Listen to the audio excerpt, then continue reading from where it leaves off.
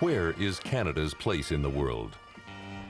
What should our national interest be in dealing with the United States?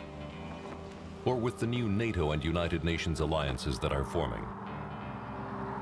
What about Canada's military ability to respond to terrorism, natural disasters, or to the new world disorder and chaos that has greeted our military forces around the globe? Canada needs a realistic assessment of its foreign and military capabilities and how the two fit together.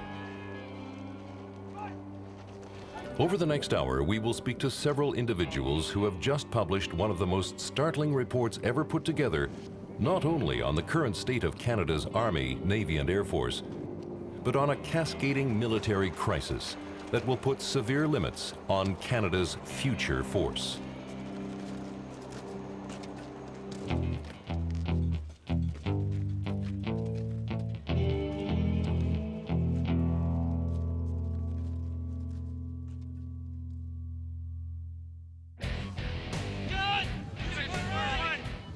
This report is about mainly the future force, the force that we ought to have in Canada tomorrow.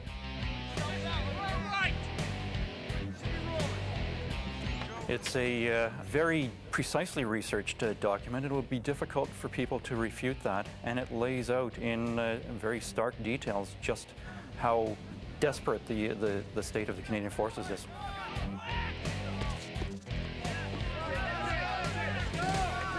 The portion of the report that I'm responsible for is that which focuses upon the capital equipment side of the Defense Department, and particularly then looks downstream over a number of years with a real focus on the way in which the equipment is aging. And the picture that I paint is a very bleak one, seeing us moving closer and closer to the precipice, so to speak, which in fact comes now within about 5 years, and we see a whole series of major capabilities, major platforms coming to the end of their effective life. My current state of research suggests to me that we can afford to have an Army or a Navy or an Air Force, but only one of the three. I don't think there is a great deal of understanding in government and in political parties, any political party, of the nature of the problem that's approaching. It will come as a great surprise to governments, to the next government, to the next Prime Minister when they find this problem sitting on their doorstep. At present, Canada spends $13 billion per year on national defense, a number that has barely budged in 10 years, and in today's dollars buys far less than it did a decade ago. The military budget now equals 1% of Canada's gross domestic product, the third lowest percentage of all 19 NATO countries. For a country with thousands of kilometer-long borders, endless coastlines, and an immense undefended Arctic territory, it is not hard to see that defending our homeland is a costly, perhaps impossible task. But this doesn't even take into account the extensive international peacekeeping commitments our politicians make, or the internal crises the Canadian forces must deal with.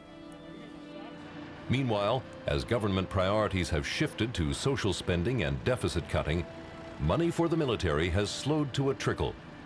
The most striking cuts have been on its equipment side. Normally, we would want to achieve something in the order of about 25% roughly devoted to capital expenditures. And we haven't hit that for years. We've been wildly under that level. There was a period when Prime Minister Trudeau was in power in which we thought that the world was going to be a much more peaceful place. And at that point, then the forces were reduced in size, and the total share of the budget that went to capital hit a bottom of around 7%. Now that then led to the gradual rust out of the forces. In the decades following World War II, Canada was a much heavier contributor to its national defense than it is today. But beginning in the mid-1970s, critical equipment upgrades have repeatedly been pushed off into the future. One senior officer interviewed by the Underground Royal Commission 10 years ago not only was sounding the alarm about equipment rust out, he quit the forces because of it. When I resigned as the Vice Chief of Defense Staff because I didn't think that the advice that was being put forward to government was valid or affordable, it was, you know, for Canada, a fairly public action. Last April, the federal government's proposals to cut defense spending got a stormy reaction from Vice Admiral Charles Thomas. The deputy commander of the armed forces charged that Canada's antiquated weapons systems not only placed the lives of military personnel in danger, but were inadequate to defend Canadian sovereignty. In a stunning gesture of protest, our guest resigned his post. Welcome, Vice Admiral Charles Thomas.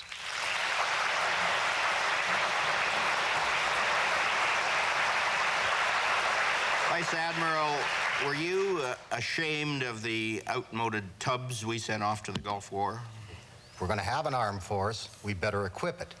If we don't think we need an armed force, then we don't have to.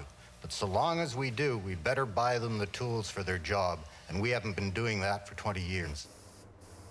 As Vice Admiral Thomas alerted the nation, the rust out of equipment is only part of the equation. The other was that peacekeeping had irrevocably changed. We're dealing with banditry, where the bandits are well equipped, better equipped than our people. And our people go in as peacekeepers, but in fact, what they're involved in is a war.